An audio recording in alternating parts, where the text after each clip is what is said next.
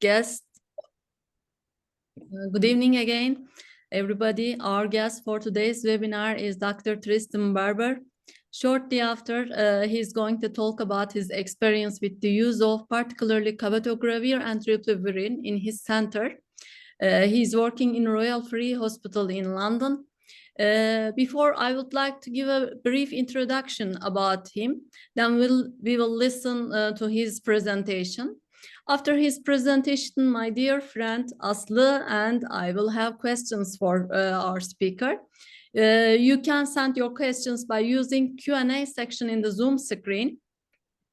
First of all, I would like to thank Tristan. I know he has a very busy schedule because of the World AIDS Day. There have been many events in this week. I'm very grateful for your participation in our webinar in this context. Let me introduce Tristan to you in a few sentences. Dr. Tristan Barber is a consultant physician in HIV medicine at the Ian Charleston Day Center. Is in Royal Free Hospital, I think, and honorary associate professor at the Institute of Global Health, University College London. In addition to being chair of the European AIDS Clinical Society Young Investigatory Network, he is honorary secretary and vice chair of the Education and Scientific Subcommittee for British HIV Association. And he is also chair of the board of trustees for the peer support charity Positively UK. It's a national charity, I think. Tristan established a dedicated frailty service for aging patients with HIV infection in 2019. It's called Stage Clinic. I think they support people for healthy aging. He has a research background in HIV-related neurocognitive impairment and antiretroviral clinical trials. And also Tristan is current editor-in-chief for the journal HIV Research and Clinical Practice. After this impressive CV, we can listen to our guest. Here you go. You can start your presentation, Tristan. Thank you very much indeed for that kind introduction. It really is an honor for me to be presenting to you on this webinar. So I wanted to talk about our experience of using long-acting injectable therapy. Now, I know that the experience of long-acting injectable antiretroviral therapy really varies in different country settings and in different populations of people living with HIV. What we see is when people are at a very early stage of the use of these injections, or indeed if they have not yet started using these injections, clinicians are often very anxious about the impact on their clinical practice. How will they select the right person? How will they manage people coming to clinic regularly for injections? How will they make sure the mix of staff is correct? How will they manage side effects? How will they manage when people miss their scheduled appointments? And so hopefully, in addition to talking about selecting the right patients, we can also talk about some of the problems with implementing this novel technology in addition. So these are the topics I'm hoping to cover in this talk. I'm also hoping to leave lots of time so that we can have discussion and take your questions. So first of all, of course, we are trying to end the HIV pandemic. We know that the UN AIDS targets for actually next year included 95% of people living with HIV knowing their HIV status, 95% of people living with HIV who know they are living with HIV being on treatment, and 95% of those with HIV on treatment having an undetectable HIV viral load. And we know that in many populations, many countries, and many different healthcare settings, we are struggling still to achieve the 95, 95, 95 targets. We also know that we have a goal to end new HIV transmissions by 2030. And 2030 is now starting to feel very close. We have the tools to do this, but we need the funding, we need the political will, and of course, we need access to all the most new and novel HIV treatments to achieve this. In addition, we of course also need the right tools for PrEP or pre-exposure prophylaxis, but that's not something we will be covering in this talk. Now, we also have this proposed additional target for international bodies called the fourth 90. And this means we need to ensure the long-term well-being of people living with HIV. We do this by addressing multimorbidity. That's where our aging service is a good example of a service that has innovated to address the issues people face as they age. In addition, we need to maximize health-related quality of life, reduce HIV-related stigma, and also reduce HIV-related discrimination. We know that by addressing the key unmet needs of people with HIV and by improving their health-related quality of life, this will help support the UNAIDS overall targets on the left. Because the happier people are, and the more they have their unmet needs met, it becomes easier for them to stay onto HIV treatment, to remain engaged into HIV care, and to achieve the undetectable HIV viral load that of course means they cannot transmit their virus sexually. So supporting well-being and health-related quality of life, in addition to patient choice, is not just something that's an extra we can do if we have the resources. I think it's essential to help support the biological and medical aims of 95, 95, 95 and move us closer towards the UNAIDS target of ending new HIV transmissions by 2030. So HIV treatment has, of course, evolved. We are now able to address the needs of people living with HIV that may go beyond viral suppression alone. We know that in the early days of HIV treatment, success was defined as prolonging life expectancy. And we had antiretroviral therapy. Mainly the combinations involved multiple pills, sometimes more than once a day. As treatment evolved, success became prolonging life, but with fewer short and long-term side effects, and we had more convenient dosing of our antiretroviral therapy, including daily oral 3-drug regimens, sometimes in a single tablet regimen. And today we have an increasing emphasis on patient-reported outcomes and engagement of people living with HIV into care. And there are clear benefits to adding quality of life to the definition of success. Not only do we have daily oral 3-drug and 2-drug regimens in single tablets, we now also have the option of long-acting injectable therapy. Now, we know that there are challenges of taking daily oral antiretroviral therapy for some people. There may be a fear of people's status being known, and stigma surrounding HIV remains a major concern for people who are living with HIV infection. And people worry that by having tablets or pills that they either have to store at home or that they have to take with them when they travel, that if someone finds these, this may be a way of their status becoming known to people who they wanted to keep it private from. We also know that trying to adhere to daily antiretroviral therapy may cause anxiety for some people. Daily medication can be restrictive in terms of normal lifestyle and normal functioning and may lead to adherence anxiety.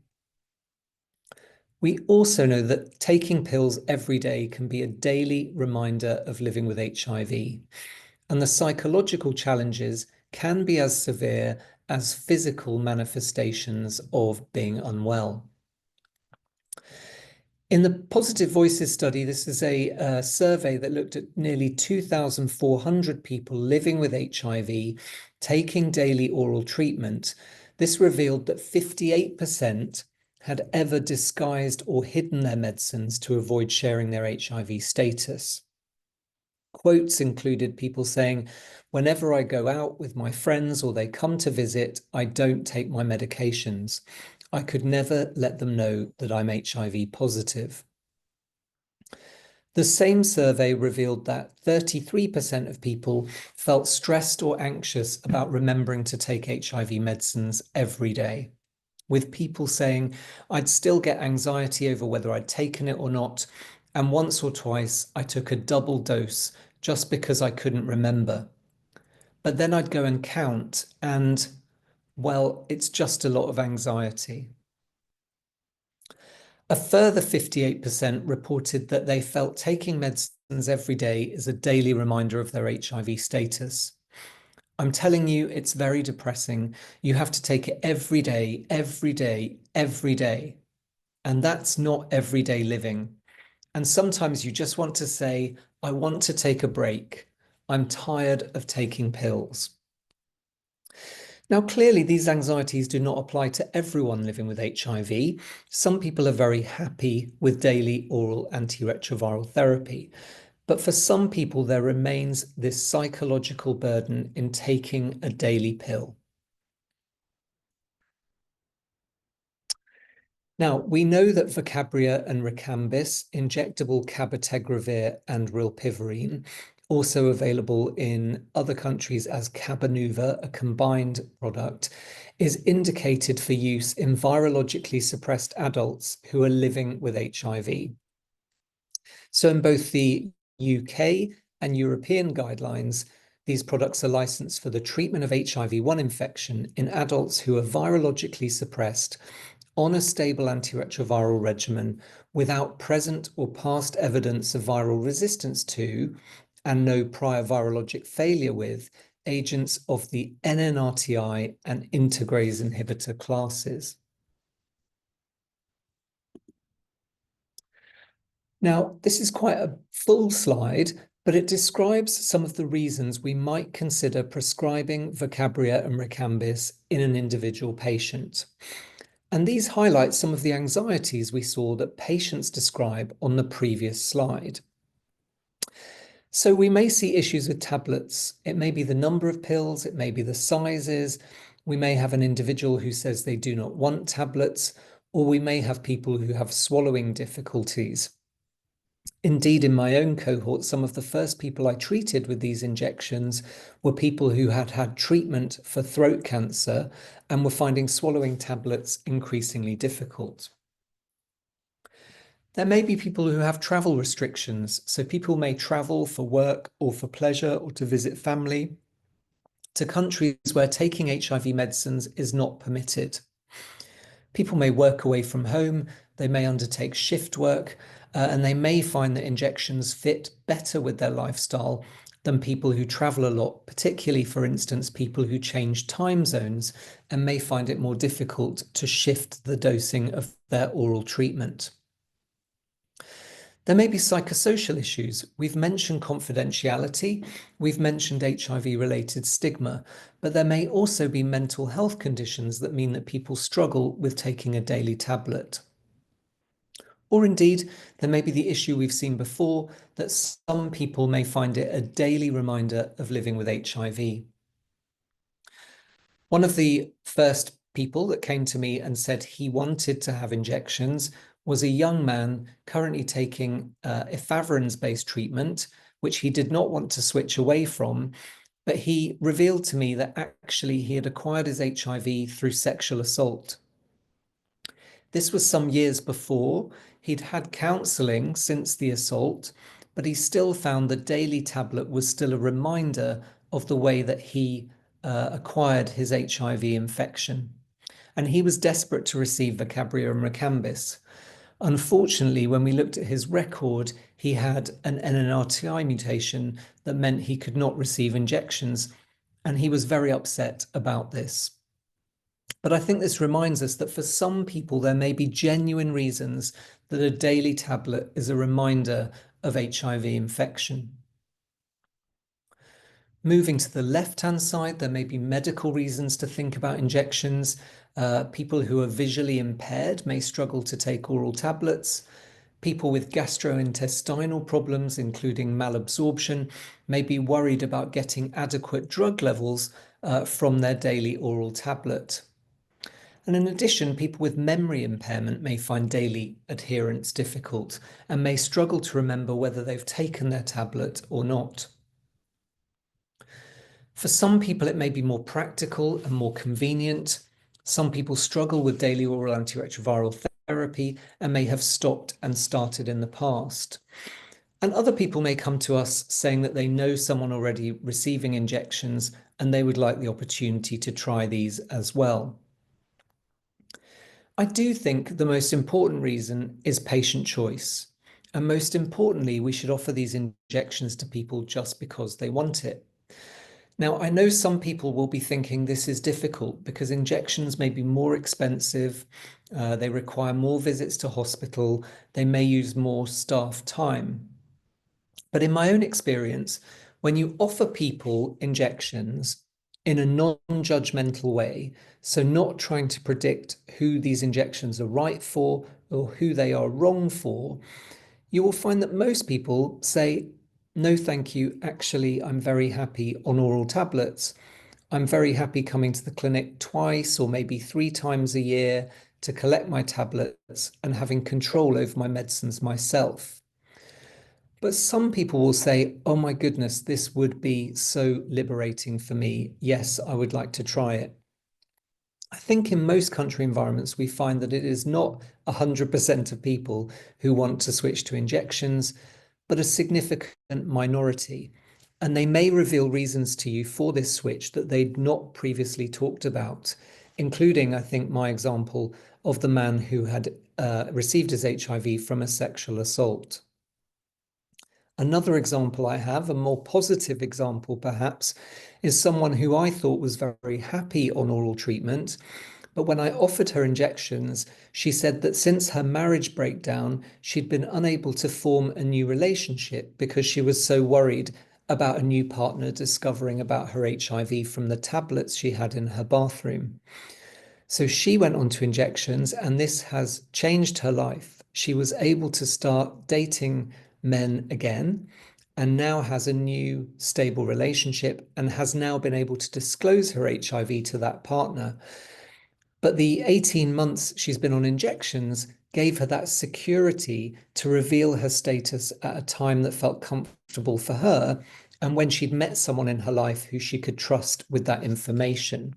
So for her, again, the injections really were life-changing. These are some things that patients report. Some of these reasons are very similar to the reasons we've seen before, but people say it feels really good not to take tablets and I'm less worried about I've taken them or not.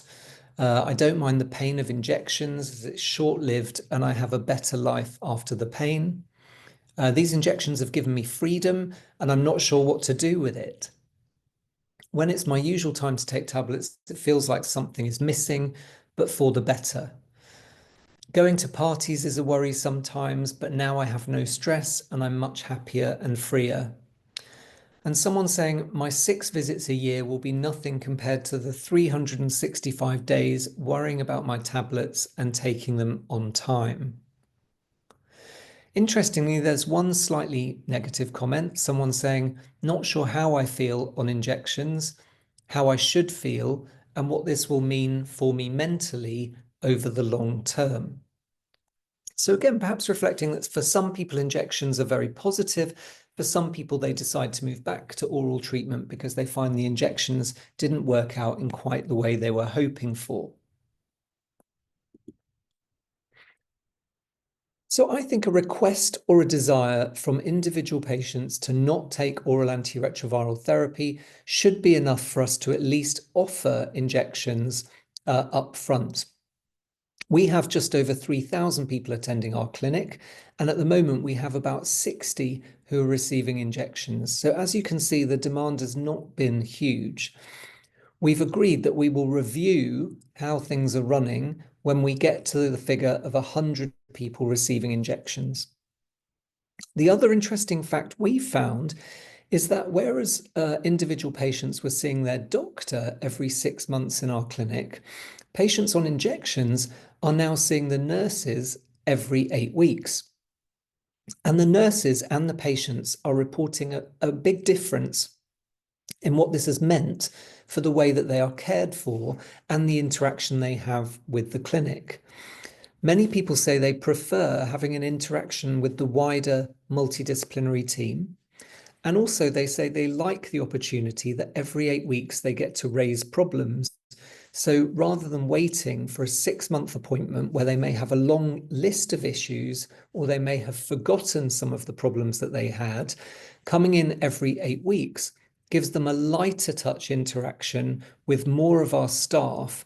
And overall, they've found this to be very positive. Of course, they can still see their doctor twice a year or earlier if they have a problem that means they need a doctor review. But overall, many patients have reported that they feel much more cared for by the clinic by coming in for more frequent visits. And these are quotes from doctors saying patient satisfaction is so strong, patients find it so beneficial, and our job is to help people make an informed choice. We don't always interrogate the reasons for wanting injections as long as an individual understands the implications. Now, the main implication that it can be challenging to counsel people on is the fact that we know from the clinical trials there is a risk of virologic failure even if you receive your injections regularly. Now, the simplest way to explain this to patients, now that we have more data from a real-world setting as well as the randomized clinical trials, is that by 1 year, there is a 1% risk of failure. So 1 in 100 people receiving their injections on time will still experience virologic failure with the injections. And after this, the risk is very low. We know we can minimize the risk of failure by the 3 risk factors that were revealed from the multivariable analysis from the trials. This means that we exclude people with 2 or more of these 3 risk factors. The risk factors, which I'm sure you know already, but are body mass index of more than 30, clade A1 or A6 virus, and non-nucleoside reverse transcriptase inhibitor mutations. So an individual with 2 or more of these will be advised not to receive injectable therapy because the risk of failure is higher. In practice, we think that BMI will eventually become less of a risk because we offer people a longer needle now, and that information was not known when the randomized clinical trials took place. Furthermore, you may decide on a case-by-case basis to exclude injections for people with a significant virologic failure in the past to a low genetic barrier regimen, including an NNRTI, even if resistance mutations have not been demonstrated.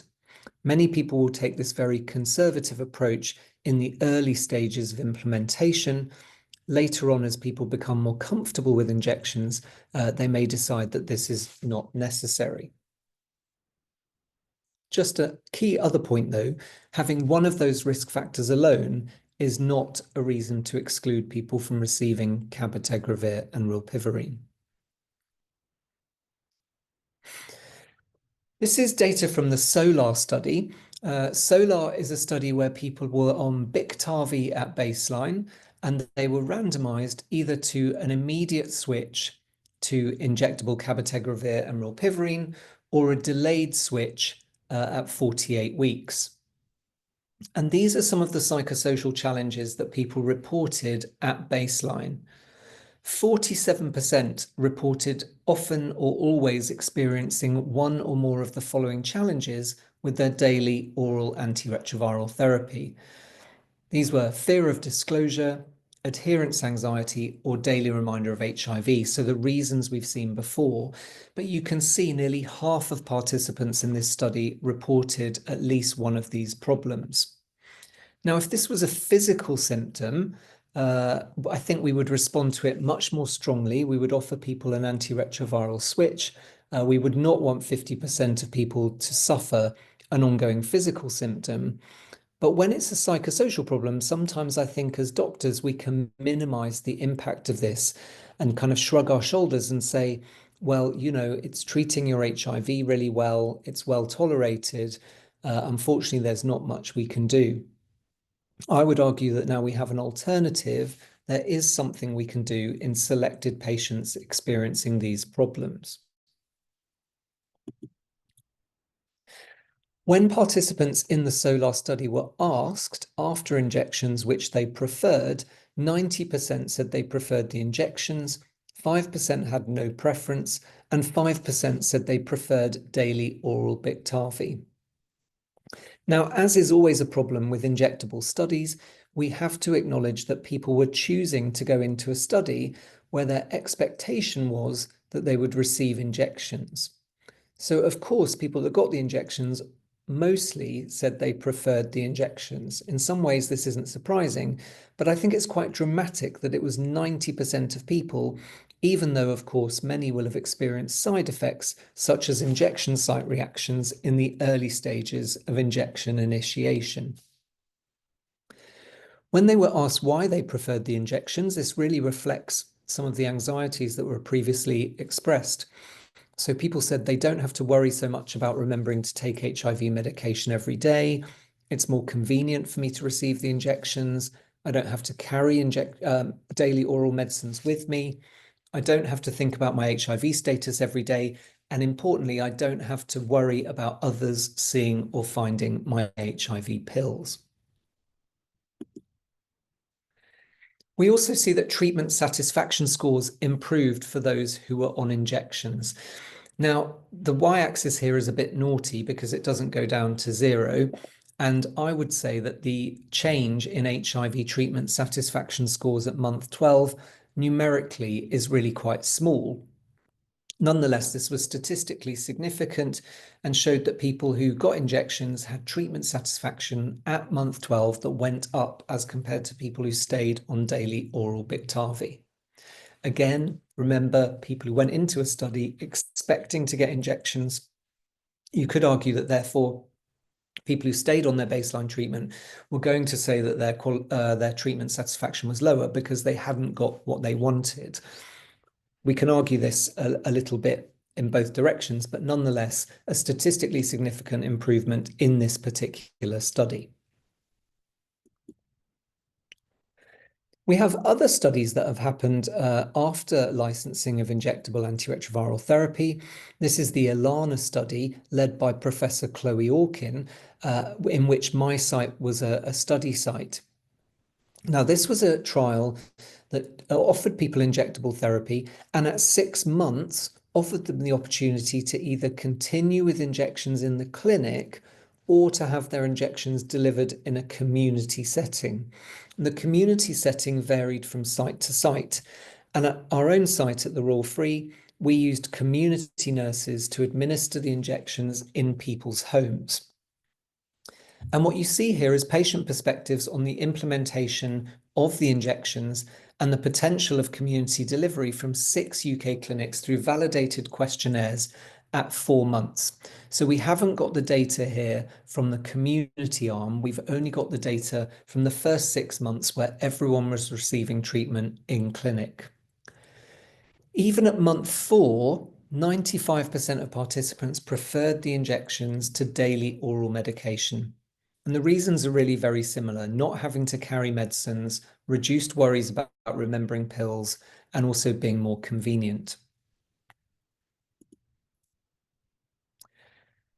So we know that Vocabria and Recambis can address key challenges identified by people living with HIV.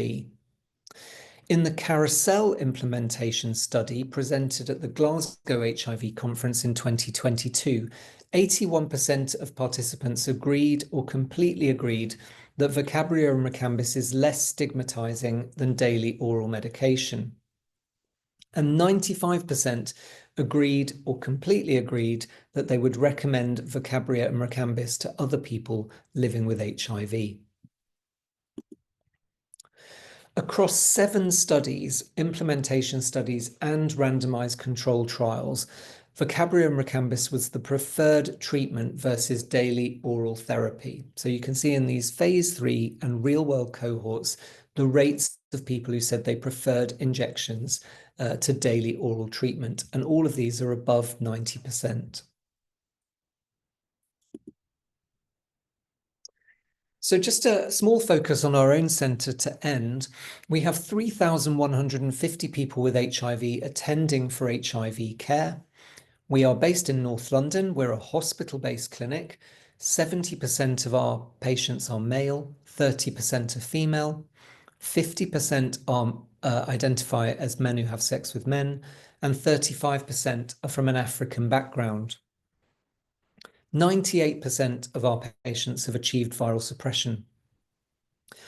We now have opt-out testing in our emergency department. So this means everyone who is attending our emergency department who gets a blood test is tested for HIV, hepatitis B, and hepatitis C, unless they say no, unless they actively opt out. And this is changing the demographics of people we see with a new HIV diagnosis. We now see more middle-aged heterosexuals who've never tested for HIV before and who were not expecting to receive a new HIV diagnosis. Many of these people are experiencing self-stigma that is like something we saw 30 years ago, because none of their friends or family know anybody who's living with HIV. They've never discussed HIV, and often these people have a lot of need for privacy, and I think the needs of treatment for them are evolving.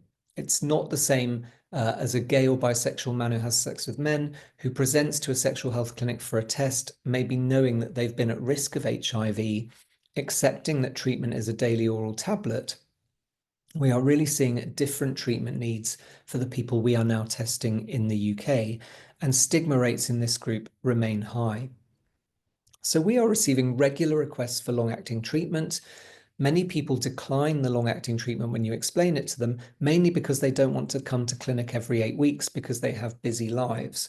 But as I've highlighted, for the people who do accept long-acting treatment, it really has been life-changing for many of them. It's difficult to assess how many of our cohort is eligible for injections overall, because we have many people attending our service who have a long and extensive HIV treatment history. Many of them have been on legacy regimens and failed previous antiretroviral therapy with the development of resistance. For every individual case who requests injections, we discuss these at our virtual multidisciplinary team meeting that happens every 2 weeks. This is for cases with resistance. Obviously, these people are not eligible for injections, but also to meet the requirements of NHS England. Cabotegravir and rilpivirine remain a high-cost item in the UK, and therefore we have to discuss them in a multidisciplinary meeting before approval can be granted. In that meeting, which I chair, we very much have a focus on virologic approval. So we identify whether there are any virologic risks for someone to go on to treatment, and also whether they are hepatitis B immune. We also check the multivariable analysis risk factors, and if none of these are indicating that there is a contraindication to cabotegravir and rilpivirine, we will grant virologic approval to use these agents. The final decision about whether or not someone can attend every 8 weeks, whether they understand the implications of missing appointments or the risk of virologic failure, remains between the individual and their own named doctor. In the UK, the license allows us to use the oral lead-in on an optional basis. This means that if someone has not been exposed to an integrase inhibitor before, or if we have an uncertain baseline viral load history, we will definitely use the oral lead-in. If someone is already established on a dolutegravir-based regimen, for example, we may offer them the ability to go direct to injection without an oral lead-in, because we're confident that they are already tolerating an oral second-generation integrase inhibitor. But obviously, whether or not you can do this will depend on what the license looks like in your own environment. Once someone is selected to go on to injections, they really enter a nurse and pharmacist-led pathway. Initially, we had a dedicated clinic option where if people chose to come on a Thursday, we would pre-order their medicines for them so that they didn't have to wait too long. Some of that was also because of anxiety from our nursing team about managing these appointments. But as more of our staff have become competent about dealing with these injections, so we've just spread our service across the week. We have a mix of a reactive and proactive approach. Now, what does that mean? It means that at the beginning, we were really only offering injections to people who came in and asked us directly for them because we were worried about offering them to everyone. The proactive approach is really offering injections to everyone and seeing what their response is. I think it remains the case that we are mainly still reactive. I try very hard to be proactive and use a non-judgmental approach to offering injections. But one of the reasons this has become difficult is that since the Reprieve trial, we are now offering everyone over the age of 40 treatment with a statin. This means that our appointments get very busy because we are asking people the routine questions and also trying to persuade them to take a statin for cardiovascular risk reduction. But in theory, we should ideally be talking about antiretroviral therapy in addition and using a non-judgmental, non-paternalistic offer of antiretroviral switch, including to injections wherever possible. I put this in because for me, this remains aspirational rather than strictly practical. My final slides, I just wanted to present a case to you. This is patient S, who's a 48-year-old, originally from Thailand. He's a cisgendered male. He has HIV clade C, diagnosed in 2008, HIV-1, that should say.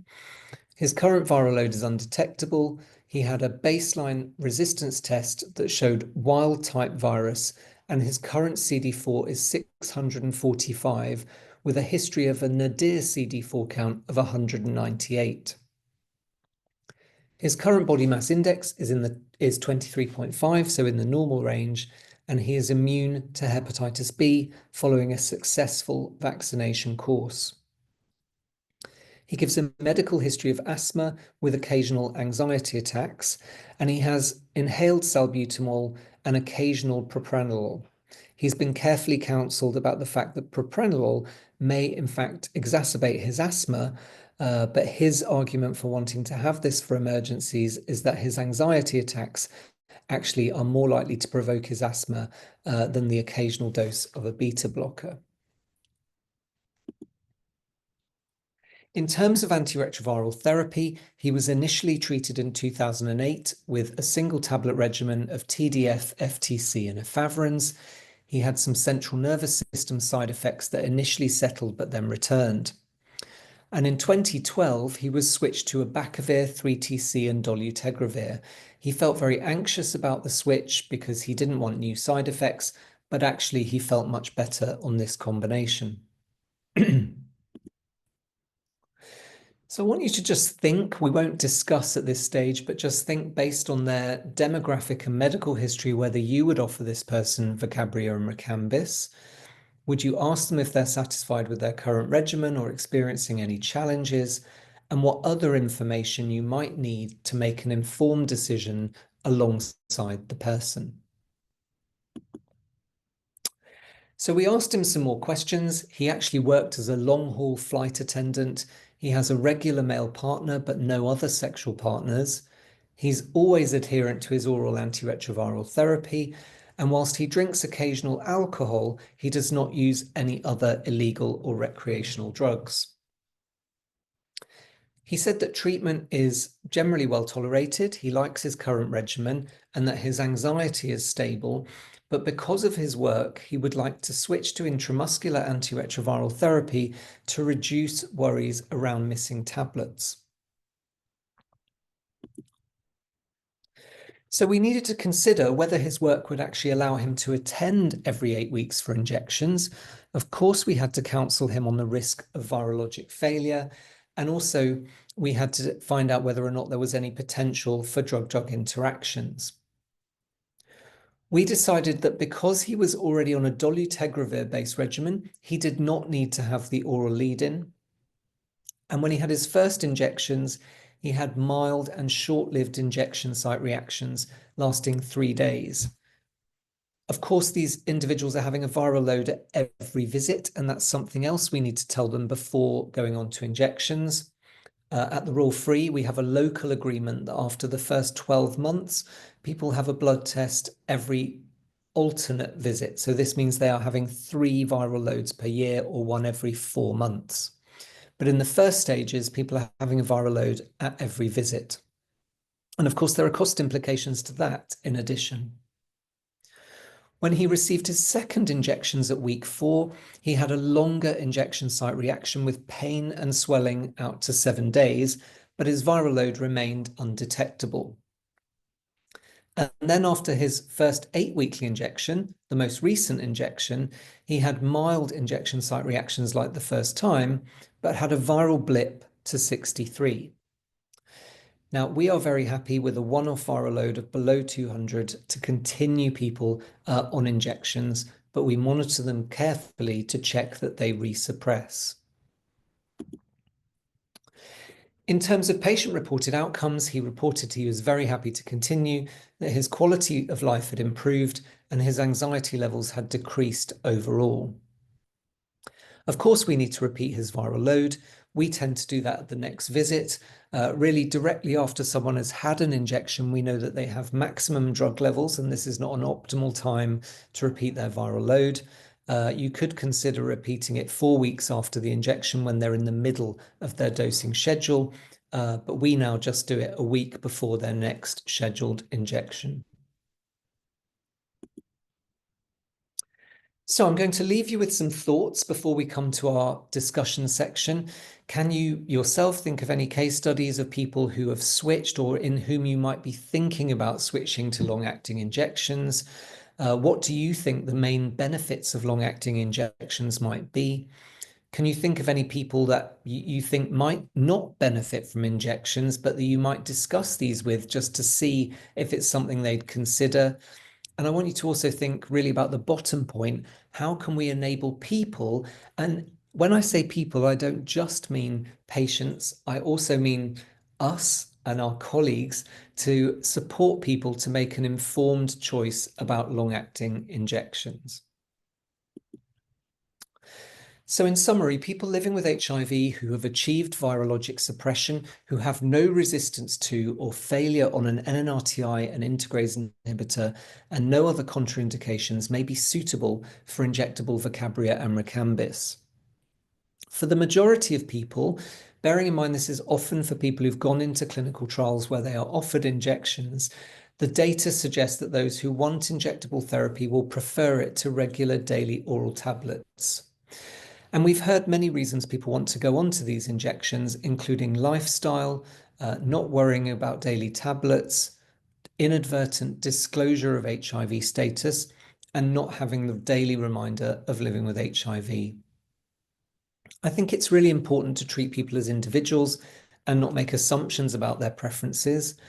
And we know that equity of access is key to ensuring patient choice, allowing all patients who are suitable for Vocabria and Recambis to make an informed decision on whether or not it is right for them. So thank you very much indeed for your attention. I will stop sharing now and we can take some questions. These are my contact details.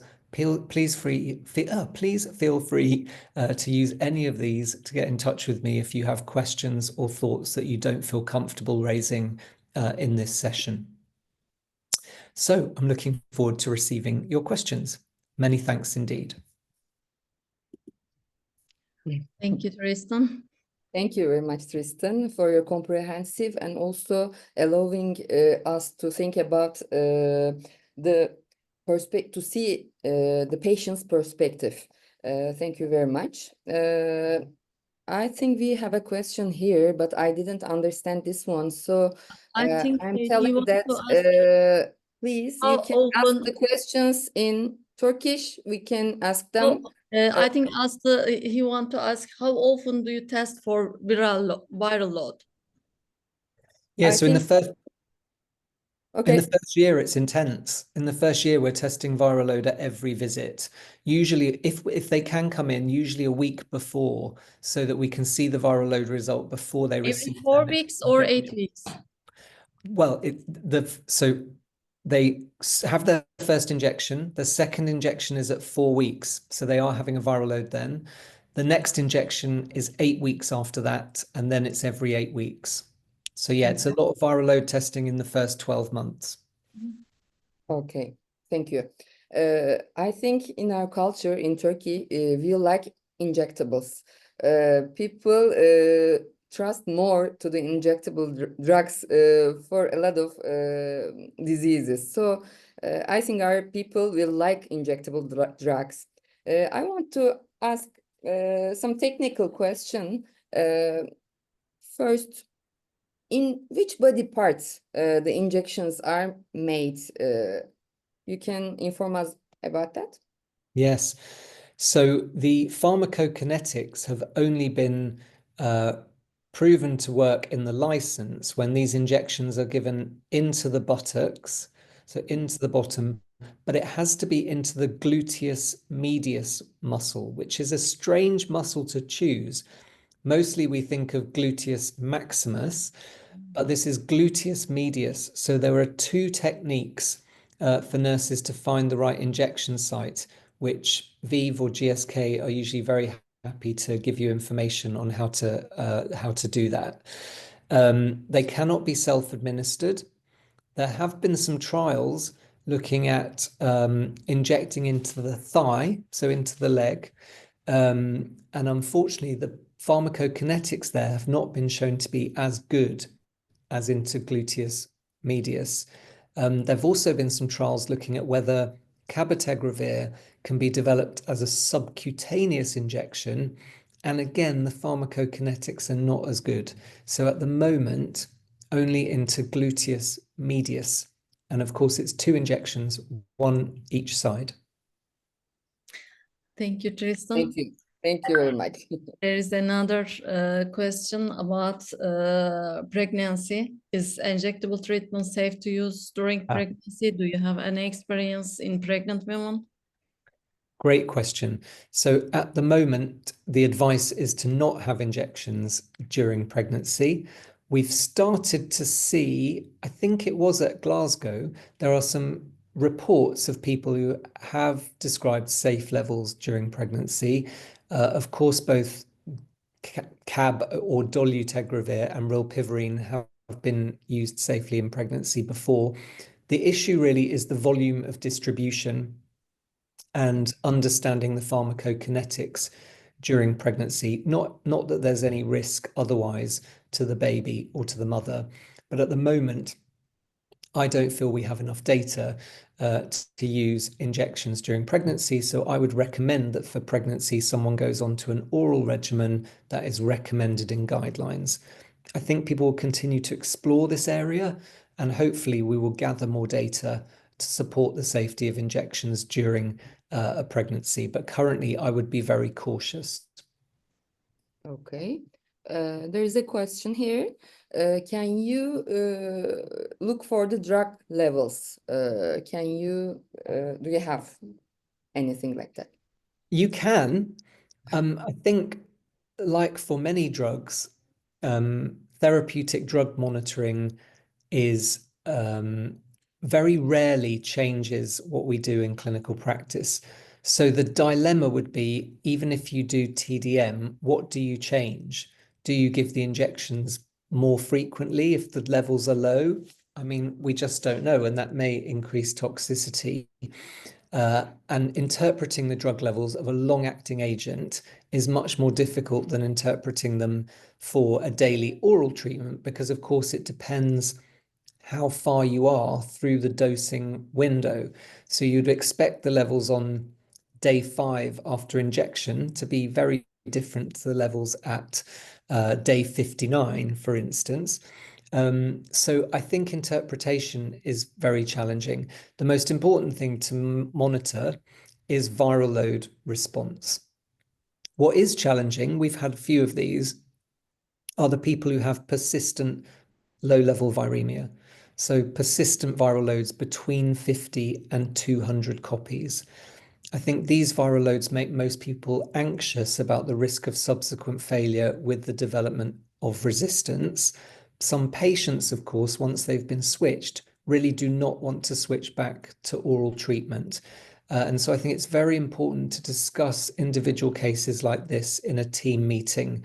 And of course, at the beginning, when you're building confidence, to be very cautious about any level of detectable virus. Okay, thank you very much. When we dive in this subject, I can ask one other question. Are you concerned about DDIs? Is it a safe drug? Are there any drug-drug interactions that you have to disclose? So overall, this is a really good question. Overall, these drugs have very few drug-drug interactions. The main class of drugs that you have to avoid are neuroleptic medicines, so medicines for epilepsy, of course, very often medicines that are also used for chronic pain.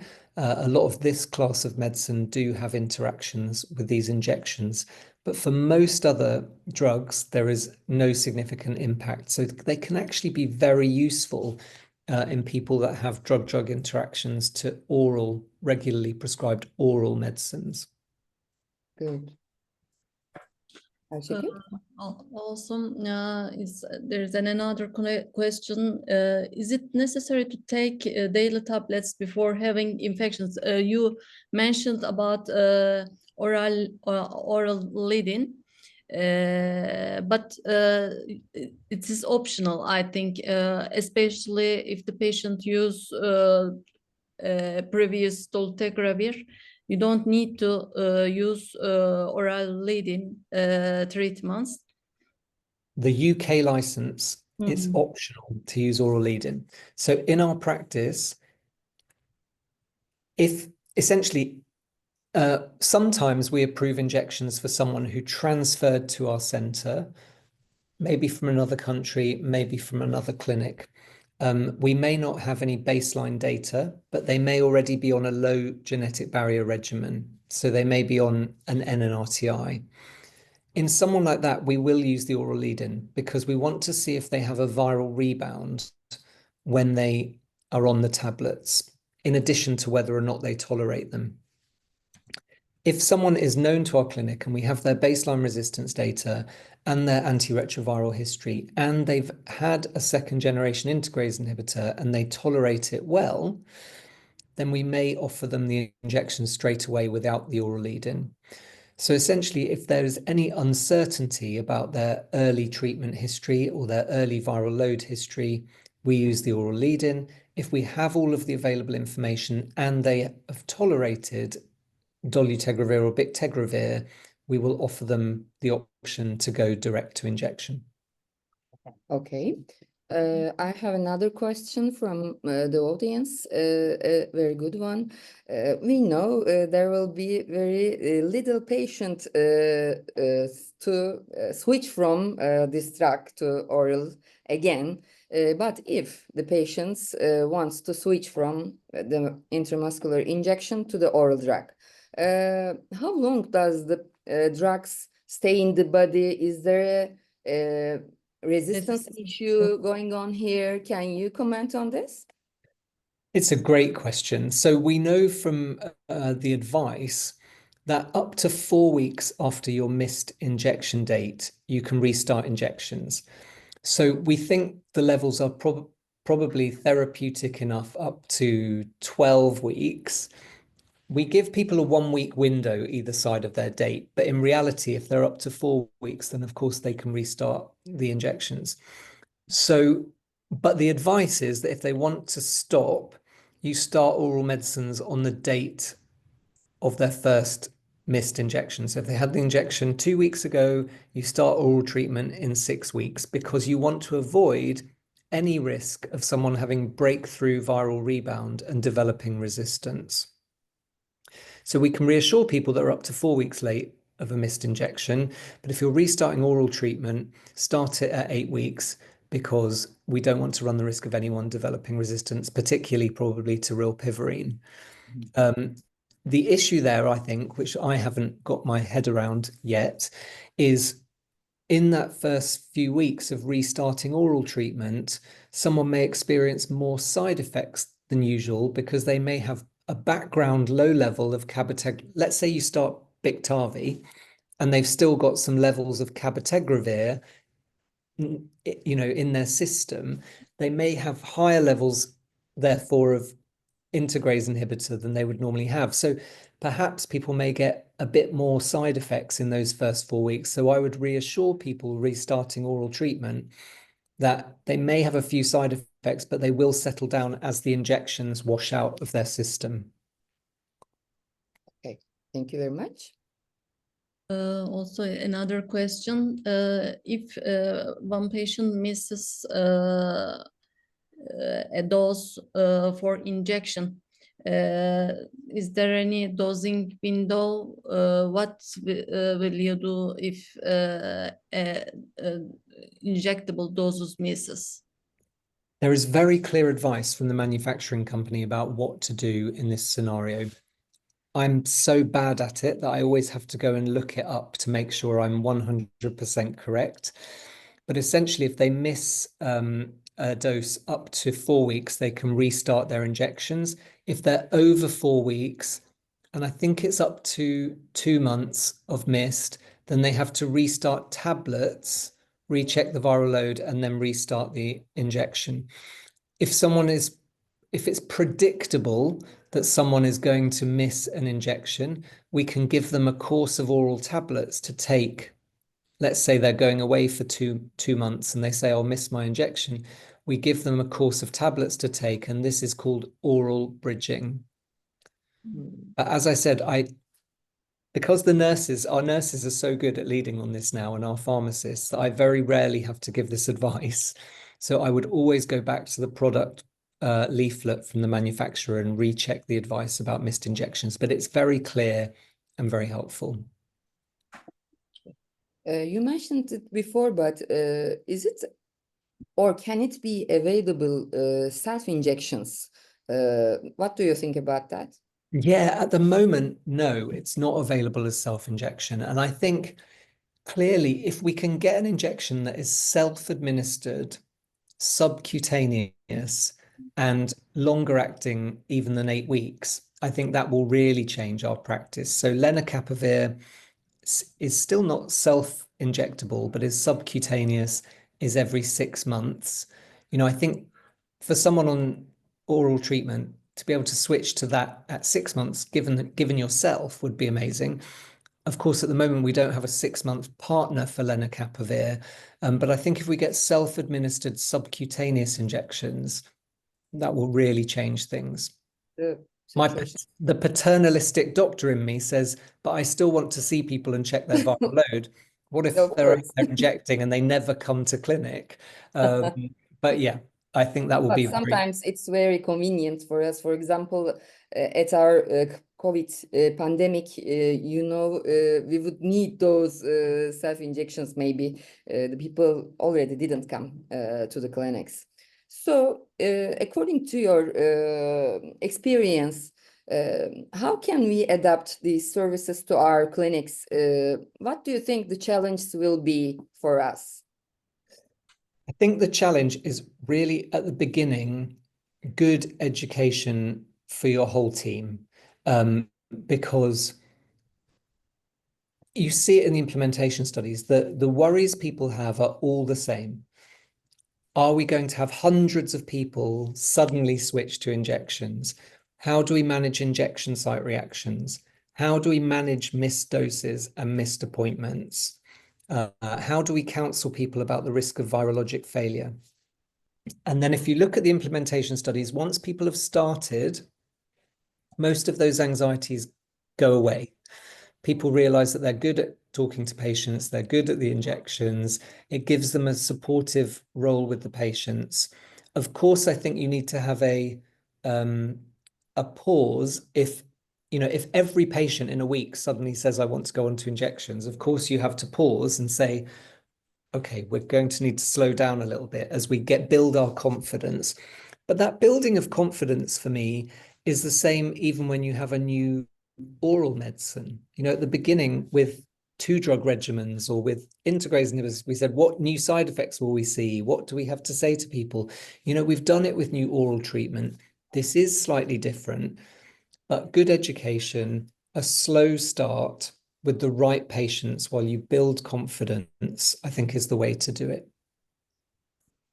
Thank you. There's another question. We have a lot of questions, Tristan, but coming to the end, I think the other question is, do we continue with the initial dose in oral bridge? Or